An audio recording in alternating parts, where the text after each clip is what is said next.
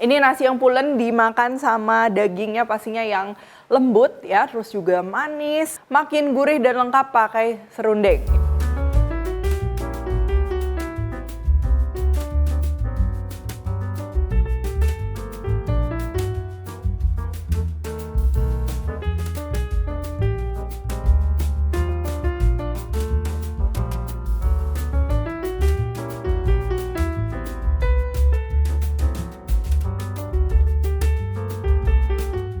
Hai semua, buku keduaku sudah terbit ya. Kalian bisa dapatkan secara online atau di toko buku seluruh Indonesia. Jangan sampai kehabisan. Halo, welcome to my channel, Devina Hermawan. Hari ini kita akan bikin nasi krau ya.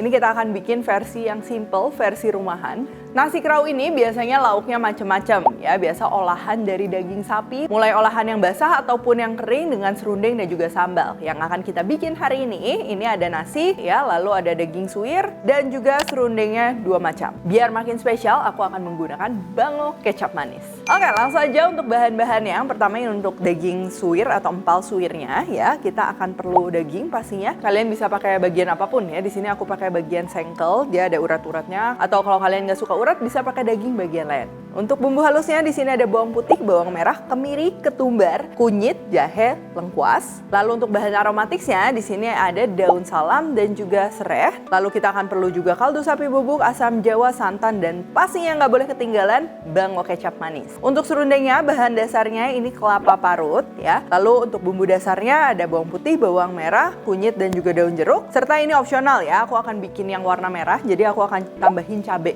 Cabenya ini udah direbus, nanti tinggal kita blender, dicampurin ke serundeng kuning jadinya warna merah.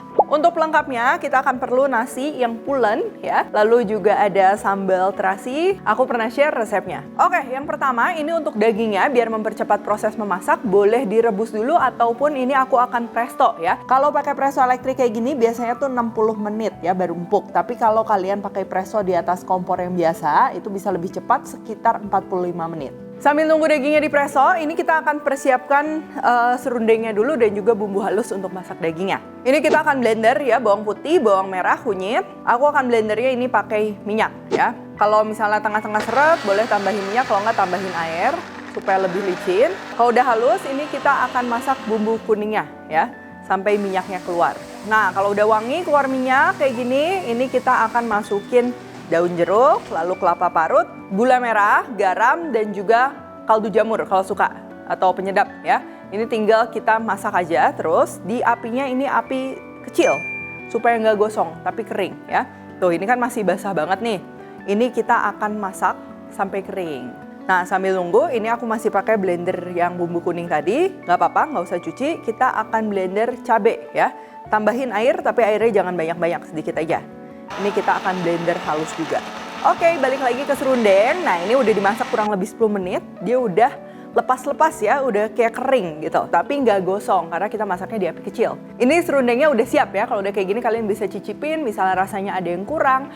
Atau bisa juga kita bikin setengah jadi nanti serundengnya warna merah ya. Tahap ini opsional. Ini yang untuk kuningnya kita sisihkan dulu. Lalu sisanya ini kita akan masak dengan cabai yang tadi udah kita blender. Terus kita tinggal masak lagi sampai kering.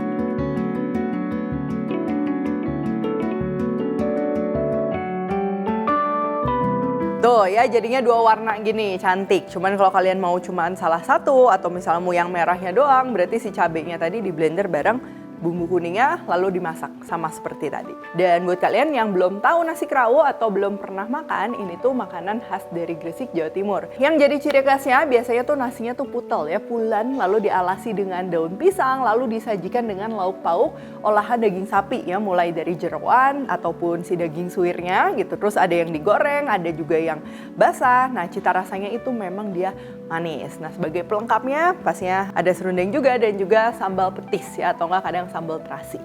Oke, sekarang ini kita akan olah dagingnya. Nah, ini dagingnya udah dipreso kayak gini, jadi jangan yang sampai hancur halus banget ya, nanti akan terlalu hancur. Untuk bumbu halus dagingnya, ini lengkuasnya kita iris dulu ya, jahenya juga, lalu kemirinya juga ini kita geprek.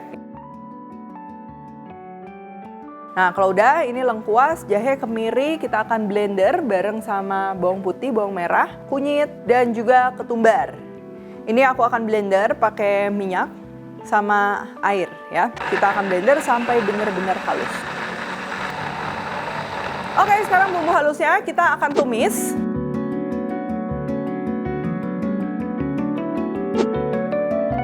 Kalau udah, siapkan serai. Ini digeprek lalu belah dua.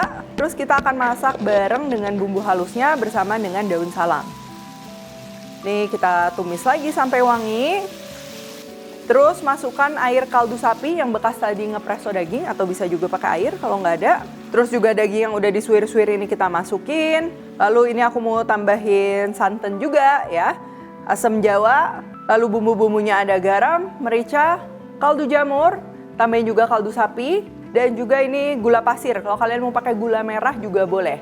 Oh ya, untuk garam kaldu itu jangan kebanyakan juga, karena air kaldunya kan tadi kita udah asin ya, nanti takutnya terlalu asin rasanya. Jadi dikit-dikit aja. Dan ini nih, yang nggak boleh banget ketinggalan, bango kecap manis.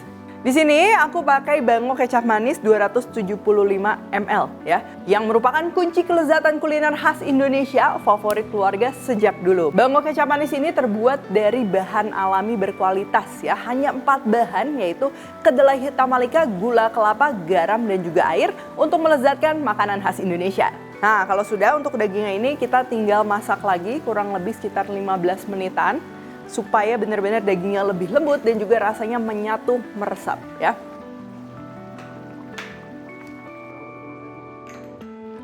Oke, ini udah dimasak 15-20 menitan, dagingnya udah lebih lembut, udah meresap. Dan aku tuh suka dagingnya masih berkuah kayak gini ya, lebih lembut karena serundengnya udah kering. Tapi ada juga orang yang jualan nasi krau, itu si empalnya kering. Kalian tinggal masak lagi atau misalnya mau digoreng itu bebas. Jadi kalau tadi tengah-tengah airnya udah terlalu susut, tinggal ditambahin air aja.